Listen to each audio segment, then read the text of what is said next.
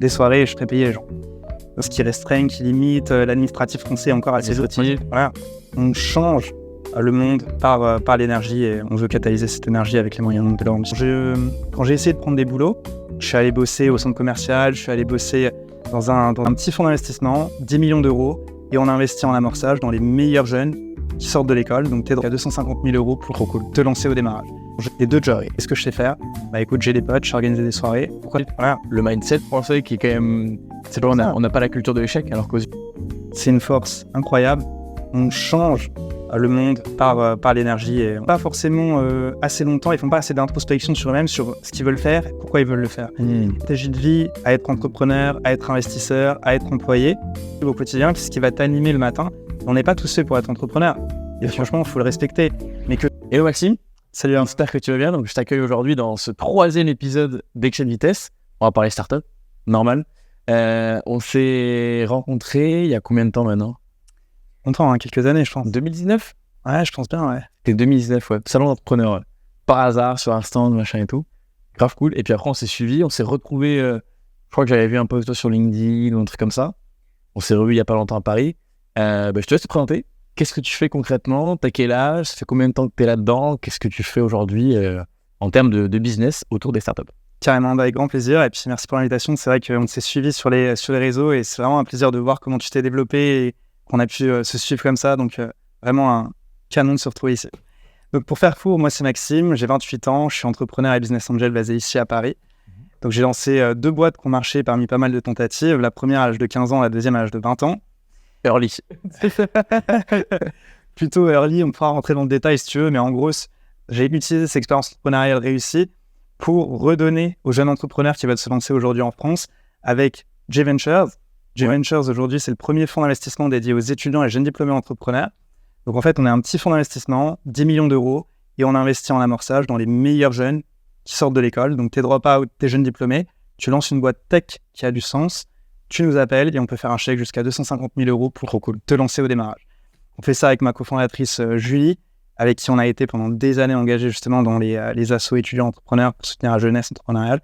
Parce qu'on pense encore que les US ont des magnifiques projets, souvent lancés par des jeunes.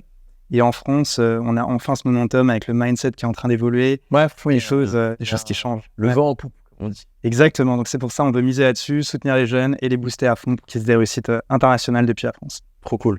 Et du coup, comment t'es arrivé là-dedans ? Bon, déjà, comment t'as monté ta boîte à 15 ans ? Que tu vois, à 15 ans, ma première boîte, on va dire, je l'ai montée à 21, 22 ans. 15 ans, c'est très jeune.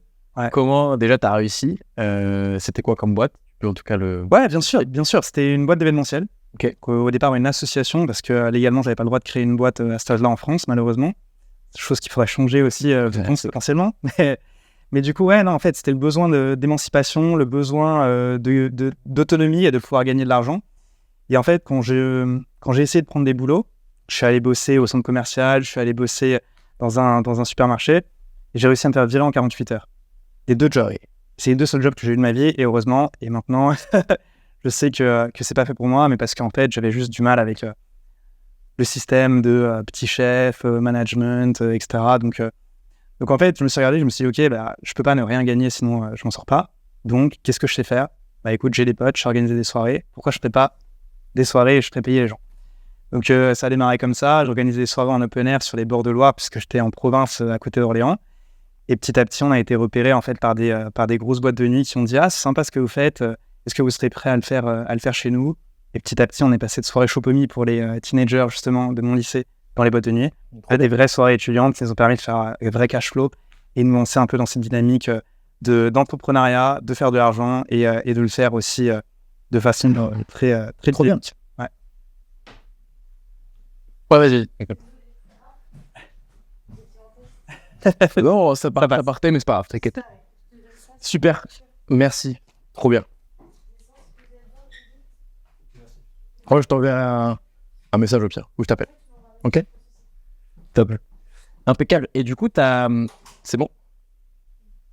Et du coup, ta seconde boîte, donc c'est celle-là où tu as fait vraiment un gros exit, c'est ça ?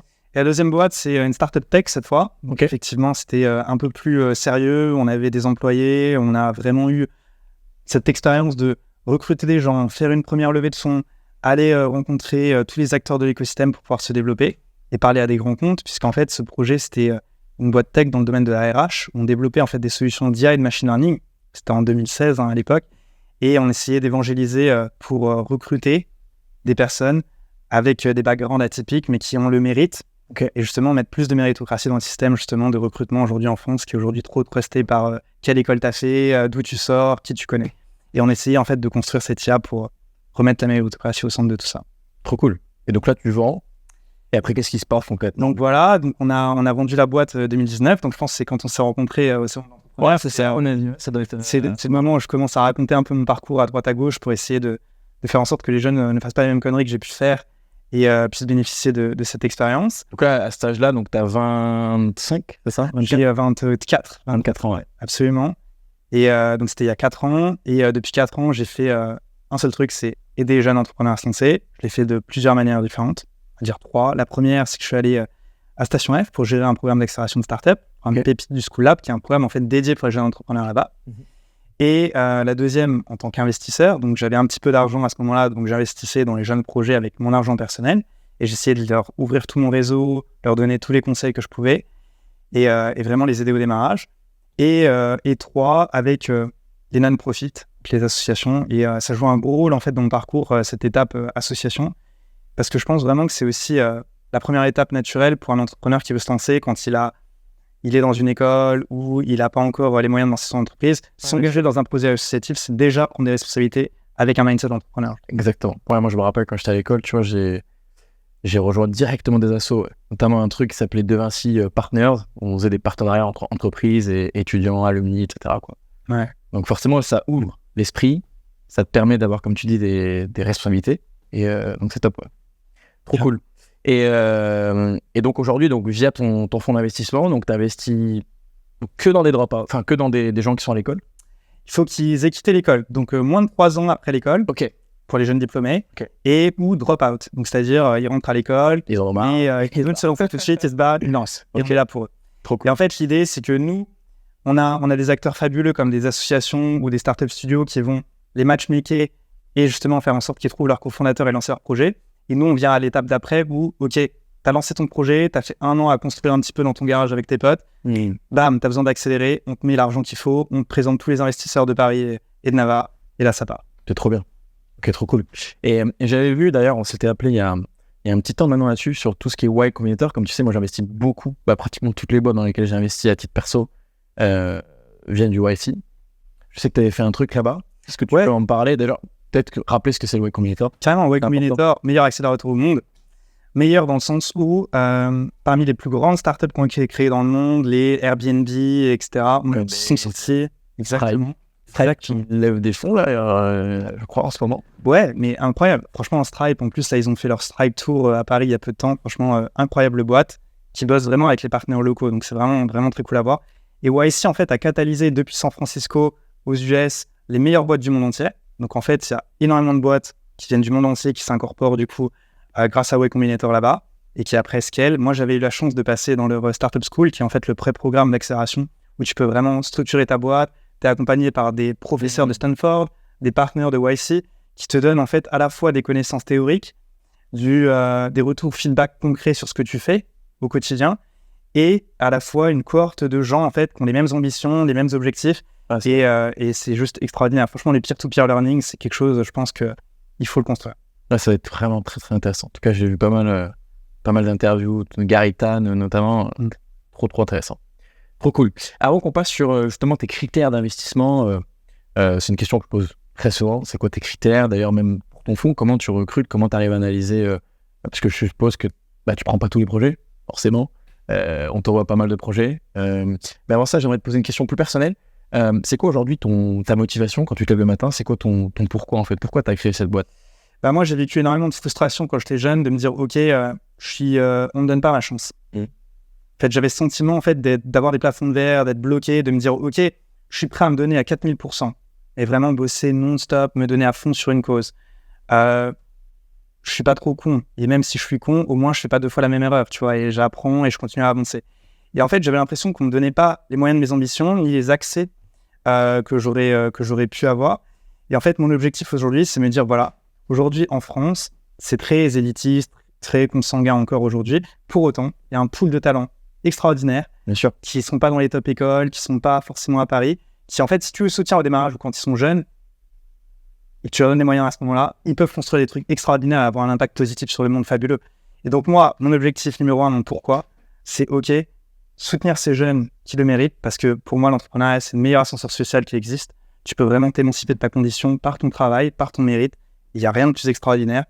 2, les boîtes tech et à impact, parce que je pense qu'aujourd'hui, ce qui peut vraiment changer le monde, la technologie, c'est scalable. C'est vraiment, on voit l'impact de l'IA aujourd'hui, de ChatGPT, mais tous les autres technologies qui ont changé le monde à chaque génération. Et enfin, 3, l'aspect sustainable, qui est très important, parce qu'aujourd'hui, on a construit dans un monde en croissance qui a créé des disparités et des injustices sociales énormes, et des cataclysmes, des dérèglements climatiques, etc., assez importants. Et en fait, s'adresser sur ces sujets, donc les jeunes qui méritent des problèmes existentiels aujourd'hui de l'humanité, et la technologie qui permet justement de résoudre ces problèmes-là. Donc voilà vraiment pourquoi on fait ça, c'est parce qu'on pense qu'il n'y a pas de meilleur moyen de changer le monde et de remettre de la méritocratie dans le système aujourd'hui. Ouais, c'est cool. Surtout en France, je pense que, comme tu disais, il y a cette notion où c'est réservé aux élites, etc. Et je pense que tout le monde aujourd'hui peut s'émanciper, quelle que soit sa condition sociale, dès que tu as un accès à Internet, en fait. Exactement. Clairement. Trop cool. Et du coup, maintenant, au niveau de tes critères d'investissement, donc, mettons que demain, j'ai un projet, je viens de voir, je suis dans les clous, je suis un drop-out, ok, on va dire. Je t'envoie du coup pitch deck, etc. Ou en tout cas, toute ma roadmap, ce que j'ai prévu, ma vision, mon projet. Comment ça se passe? Comment aujourd'hui tu analyses un projet, toi, de ton côté? Est-ce que aussi tu fais que des investissements via ton fonds ou tu fais aussi des investissements en perso? Tu mets quelques tickets aussi? Complètement, je continue d'investir en perso. On investit avec le fonds sur 10 projets tous les 6 mois. Ok. 20 projets chaque année. Ok, très bien. Exactement. Et en fait, c'est très simple. On a une adresse mail, on a un site web. Soit tu remplis le formulaire sur le site web, soit tu nous shootes un message. Si tu viens avec une intro, c'est encore mieux. Donc, si tu arrives à trouver des personnes en qui on croit, on a confiance déjà, et tu peux les convaincre de te faire une intro à nous, génial. Mais on ne se ferme pas que à ça. Contrairement à d'autres VC, on est quand même ouvert. Donc, tu peux reach out par mail. Et à ce moment-là, en fait, on a en parallèle du fonds une association avec plus de 100 étudiants qu'on recrute chaque année, qui vont être en fait nos scouts et nos analystes, qui vont être chargés en fait partout sur le territoire, d'aller vous rencontrer, d'aller discuter avec vous, et justement de pouvoir faire ce premier screening et d'évaluer les projets au mérite de ce qu'ils ont. Et du coup, ouais, donc ces boîtes-là, derrière, donc tu leur donnes de l'argent et tu les accompagnes en termes de...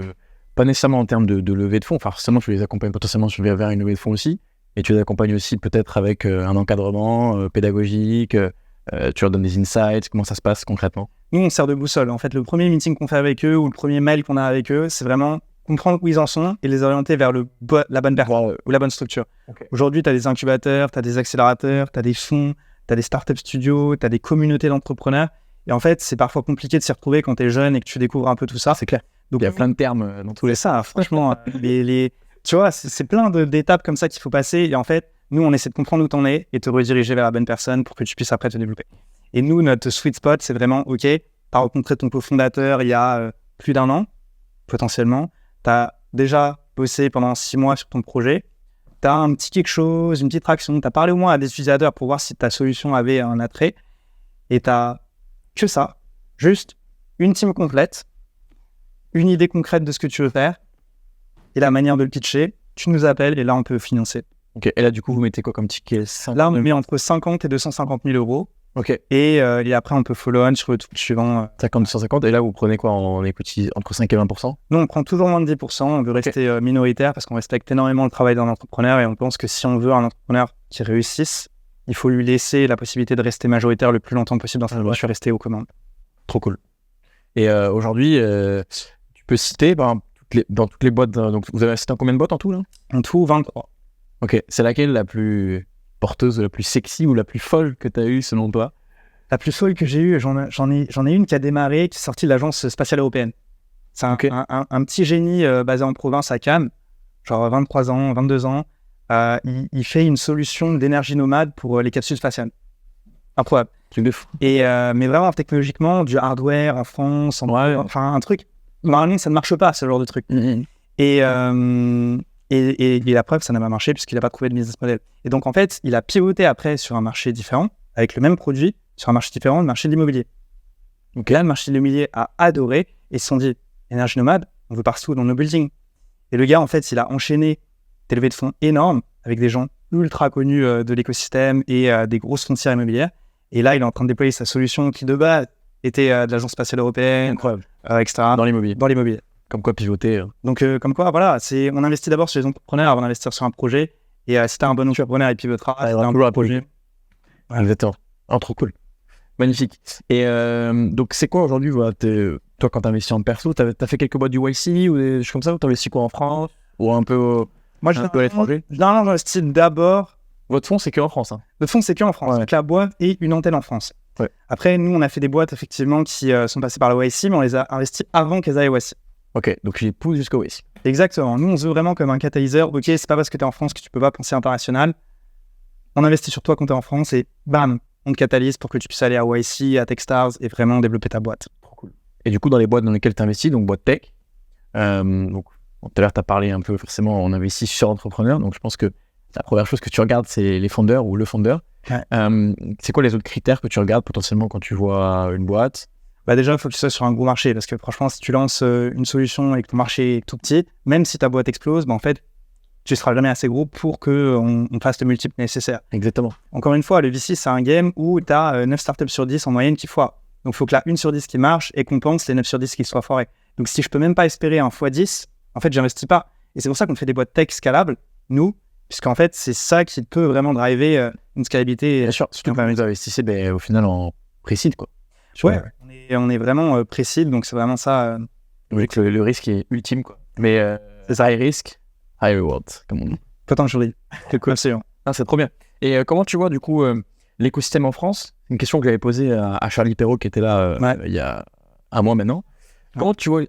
Comment tu vois l'écosystème en France à venir? Tout à l'heure, on a dit qu'il y a quand même le vent en poupe, il y a des choses qui changent. On a des beaux acteurs, BPI, etc. Comment tu perçois l'écosystème, par exemple, par rapport aux US, où toi, tu as quand même une belle vision de la Silicon Valley, etc. Comment tu distingues ces deux écosystèmes? Bah écoute, c'est vrai que les US ont eu de l'avance, ont toujours eu de l'avance. La France, c'est de mieux en mieux. Franchement, on va pas se mentir, l'écosystème startup, il est arrivé il y a 20 ans en France. Ça fait 10 ans que ça se professionnalise.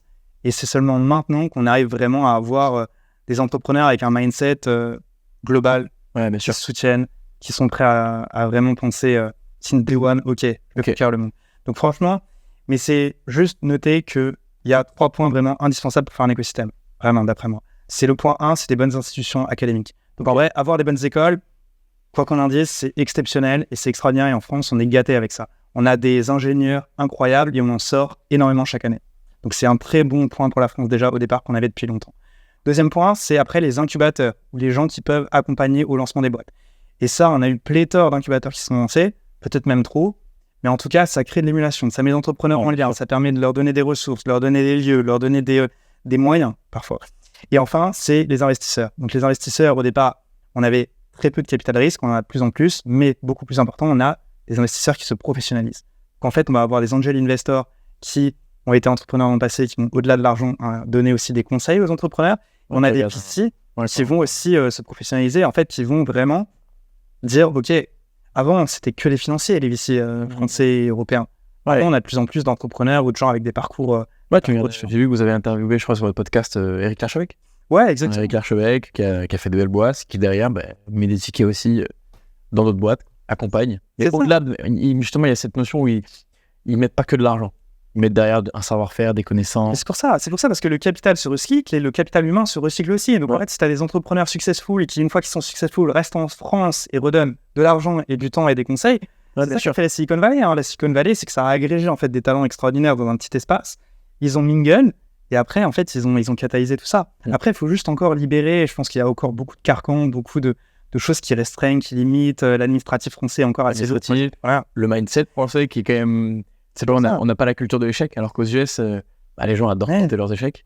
Mais après, ça change, tu vois, là, à l'école, même ceux qui sont stigmatisés à l'école, avec le système de notes, avec le système, etc., tu vas sur Instagram, tu vas sur YouTube, tu regardes des podcasts, tu peux te créer un mindset différent, justement, de « Ok, j'ai bien peur de l'échec, je me lance. » C'est le 4e point, tu as mis 3 points, moi j'aurais mis un 4e, c'est justement cette diffusion d'informations via les réseaux, qui pousse les gens, tu vois, même des émissions, par exemple, comme qui va être mon associé, ça donne envie, en fait, à la France d'entreprendre, tu vois. C'est ça. à faire quelque chose. Il y a toujours des gens qui ont des idées et qui peuvent monétiser ces idées-là, quoi. Très clairement.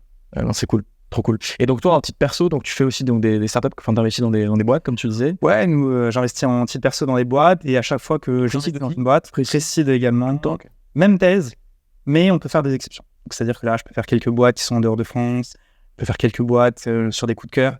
Et ça va être généralement des founders qui sortent vraiment du cadre. ok, trop bien. Et c'est quoi, donc là, t'as 28 ans. C'est quoi ta vision horizon 10 ans avec ce que tu auras fait? Ouais, bah, moi, j'ai un objectif. La mission de vie aujourd'hui, c'est réussir à construire une organisation, la meilleure au monde, qui permet de faire émerger rapidement et efficacement les jeunes talents qui vont changer le monde. Ok, simple, efficace. Et franchement, et ça, tu vois, aujourd'hui, ça passe par un fonds d'investissement pour justement leur donner les moyens de leurs ambitions. Mais demain, ce sera peut-être une école, un studio, ça peut être beaucoup de choses. Et c'est ça vraiment qui m'excite de me dire, ok, je pense que les jeunes, c'est une force incroyable. On change le monde par l'énergie et on veut catalyser cette énergie avec les moyens de leur ambition. Magnifique. D'ailleurs, petite question, qu'est-ce que tu penses du débat un peu bootstrap versus levée de fonds? J'adore les bootstraps. Hein. Franchement, Tu vois, par exemple, je sais pas si tu vois Guillaume Houbèche, du coup, ce qu'il a fait sur Airbnb, c'est extraordinaire. Franchement, il a tout mon respect pour ce qu'il a fait. Et je pense que le plus tu peux bootstrap, le mieux. Par contre, c'est vrai que si tu as des ambitions énormes et que tu es sur un marché où il y a beaucoup de gens qui peuvent se lancer, on en parlait d'ailleurs juste avant en off, à ce moment-là, ça peut être quand même intéressant de lever des fonds pour vraiment accélérer, conquérir le monde. Parce qu'il y a certains marchés, certains secteurs où en fait l'argent fait quand même une énorme différence. Si un gars a 100 000 euros pour faire le Google Impact français et que en Allemagne, tu as le même qui se lance avec 5 millions, ça fait quand même une différence. Exactement. Et donc, lever des fonds peut être utile. C'est pas l'alpha et l'oméga de l'entrepreneuriat, heureusement. Bootstrapper au plus. Et après, lever des fonds quand tu sens que c'est le bon moment, que tu peux vraiment accélérer ta croissance au niveau mondial. Magnifique. Trop cool. Bah écoute, merci. Un petit mot pour la fin? Bah écoute, qu'est-ce que tu dirais aux gens qui vont regarder cette belle vidéo, ce magnifique interview? Carrément. Un petit mot, parce que c'est des gens, tu vois, qui veulent investir dans les boîtes ou peut-être qui veulent monter une startup. Qu'est-ce que tu leur dirais concrètement? Ouais, carrément. Je dirais de se construire une stratégie de vie. Je pense que les gens réfléchissent pas forcément assez longtemps, ils font pas assez d'introspection sur eux-mêmes, sur ce qu'ils veulent faire, pourquoi ils veulent le faire. Et je pense que tu peux te faire une stratégie de vie à être entrepreneur, à être investisseur, à être employé. Et en fait, il faut comprendre qu'est-ce qui te motive au quotidien, qu'est-ce qui va t'animer le matin. On n'est pas tous faits pour être entrepreneur. Et franchement, il faut le respecter. Mais que ceux qui veulent le devenir, ils se donnent les moyens de leurs ambitions et ils aient les accès justement de ces trucs-là. Donc je dirais aux gens, prenez le temps, introspectez, documentez-vous, les podcasts, les newsletters, les livres. Et vraiment l'essence d'eux-mêmes, qu'est-ce qu'ils veulent, comme tu disais. C'est ça. Et une fois qu'ils ont compris l'essence d'eux-mêmes, qu'ils rentrent en contact avec des gens qui ont les mêmes ambitions, qui sont like-minded. Et en fait, c'est après, en t'entourant de gens qui ont les mêmes objectifs, les mêmes ambitions, les mêmes valeurs, que en fait, tu vas accélérer tes opportunités et vraiment pouvoir développer des projets qui ont du sens pour toi et pour les autres. Bien sûr. Tout à l'heure, tu me disais justement dans la Silicon Valley, en fait, quand tu mets un groupe de personnes où ils ont tous les mêmes rituels, si on peut mettre ça comme ça, la même manière de penser, les mêmes des grosses ambitions, qu'est-ce qui se passe? C'est que ça fait des belles boîtes, quoi. C'est ça, et franchement, je pense que la France, c'est pas dépourvu d'ambition et qu'il faut juste leur donner le petit coup de boost nécessaire. Et en tout cas, rien que le fait de savoir que c'est possible, de voir des gens qui ont réussi, ça fait la différence. Et nous, on sera là pour les aider, en tout cas, dès le début. Trop cool. Bah écoute, merci en tout cas, Maxime. Et on se retrouve pour un prochain épisode d'Excès Vitesse.